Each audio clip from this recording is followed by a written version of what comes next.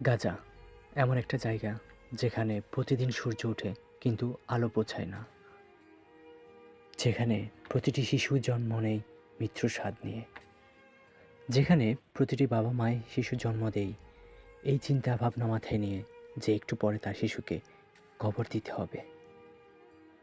গাজাবাসী মুসলিম, তারা মানুষ, তারা ফিলিস্তিনি, কিন্তু আজ প্রতিটি গাজাবাসীর জীবনের মূল্য যেন একটি পাথরের টুকরো চেয়ে কম।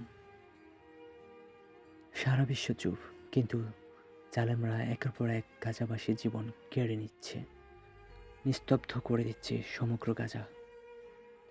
যেখানে হাসি খুশি ছিল হাজারো পরিবার, আজ তারা মাটিতে মিশে গেছে।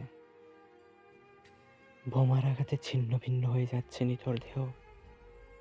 কখনো কখনো বোমার বিস্ফোরণে মানুষ আকাশে উঠছে, অথচ এখনো সারা মুসলিম বিশ্ব চুপ করে আছে। কবে আমাদের ঘুম ভাঙবে? কবে আমরা বুঝতে পারবো গাজাবাসীর সাথেও খুব অন্যায় হচ্ছে? গাজাবাসী আজকে সারা বিশ্বের কাছে সাহায্য চেয়েও পাচ্ছে না। আল্লাহ, তুমি গাজাবাসীকে হেফাজত করো, গাজাবাসীকে এই অত্যাচার থেকে রক্ষা করো।